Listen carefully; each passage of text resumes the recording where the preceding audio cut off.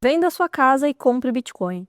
Isso foi o que disse o terceiro homem mais rico do México numa declaração em junho do ano passado. Extremo? Talvez, mas os números explicam os motivos por trás dessa fala e hoje a gente vai falar justamente sobre isso. Durante gerações, investir em imóveis foi considerado sinônimo de segurança financeira. Todo mundo conhece aquela história do tio que comprou terrenos nos anos 80 e passou a vida inteira dizendo que fez o melhor investimento possível. E por muito tempo ele realmente esteve certo. Mas entre 2023 e 2025, a gente presenciou uma virada silenciosa e profunda nesse paradigma. Hoje a gente vai comparar o Bitcoin e os imóveis, não com opinião, não com achismos, mas com dados reais. Por muitos anos, o mercado imobiliário foi beneficiado por três fatores principais. Primeiro, inflação constante. Segundo, crédito abundante. E terceiro, falta de alternativas melhores. Se o dinheiro perde valor e não existem bons ativos escassos, qualquer coisa física parece um bom investimento. Mas isso mudou. Em 2024, o mercado imobiliário brasileiro viveu um dos seus melhores anos recentes. A valorização média nacional foi de 7,73%. O preço médio do metro quadrado chegou a R$ 9.208. Somando a valorização e o aluguel, a rentabilidade total foi estimada em 19,1% ao ano. Com inflação de 3,9%, o ganho real ficou em torno de 3,83%. Parecia um negócio ok. Mas então veio 2025. E até dezembro de 2025, a valorização acumulada dos imóveis foi de 6,89%. A inflação subiu para 5,17%, o ganho real caiu para apenas 1,72%. Em apenas um ano, o retorno real dos imóveis foi praticamente reduzido pela metade. E isso nos leva ao problema central, o verdadeiro inimigo, a inflação monetária. Porque o maior inimigo do investidor não é a volatilidade, é a inflação. Desde 1994, a base monetária brasileira cresceu mais de 6.000%. Isso significa que hoje existem cerca de 60 vezes mais reais circulando do que há 30 anos atrás. Imóveis simplesmente não conseguem acompanhar esse ritmo.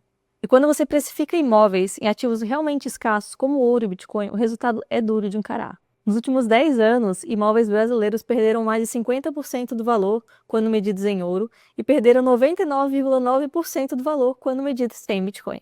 Então, seu imóvel pode estar valorizando em reais, mas está perdendo o poder de compra de forma contínua.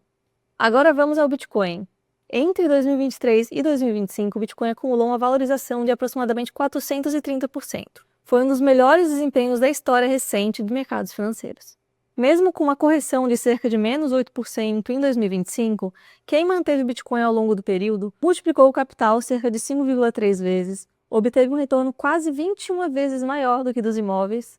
Então hoje o Bitcoin não é mais um experimento. É um ativo institucional com capitalização próxima em 2 trilhões de dólares e presença crescente em fundos ETFs e balanços corporativos. Quando comparamos Bitcoin e imóveis lado a lado, a diferença fica clara. O Bitcoin tem escassez matemática. Imóveis podem ser construídos indefinidamente. O Bitcoin não tem custo de manutenção. Imóveis têm IPTU, reformas, seguros e vacância. O Bitcoin é líquido 24 horas por dia em qualquer lugar do mundo. Imóveis podem levar meses ou anos para serem vendidos. Bitcoin pode ser transportado em 12 palavras. Imóveis estão presos à jurisdição local e sujeitos a mudanças legais e políticas. Ah, mas imóveis geram renda passiva. Na prática, essa renda raramente supera a inflação real. Quando o GPM disparou em 2021, aluguéis não conseguiram acompanhar. Inquilinos simplesmente não conseguiam pagar. O resultado foi perda de poder de compra para o proprietário. O Bitcoin não gera renda mensal, é verdade, mas ele entregou mais 430% de lucro em 3 anos. Nenhum aluguel chegou perto disso. Mas o Bitcoin é volátil. Sim, o Bitcoin é volátil. Mas essa volatilidade vem diminuindo com a entrada de investidores institucionais. E o mais importante, é justamente essa volatilidade que permite ganhos tão extraordinários. Preferir um ganho estável de 1,7% real a um ativo que fez mais 430% em 3 anos não é prudência, é ilusão de segurança. E a confusão mais comum é que casa para morar não é investimento, ela é despesa. O erro está em tratar a moradia como reserva de valor. Quem alugou e investiu em Bitcoin nos últimos anos ficou muito mais rico do que quem comprou imóveis, mesmo pagando aluguel. Então a era dos imóveis acabou? Como principal investimento para a maioria das pessoas, sim. O crescimento do mercado imobiliário foi alimentado por inflação e falta de alternativas. Hoje existe uma alternativa melhor, mais escassa, mais líquida, mais eficiente, e os números não mentem. Entre 2023 e 2025, o Bitcoin subiu 430% e imóveis no Brasil subiram 20,72%. O Bitcoin teve um desempenho 20,7 vezes superior. Em qualquer métrica relevante, o Bitcoin venceu. A pergunta não é se o Bitcoin é arriscado. A pergunta é qual que é o risco de continuar investindo como se a gente estivesse em 1995. Os números estão à mesa e a decisão é sua.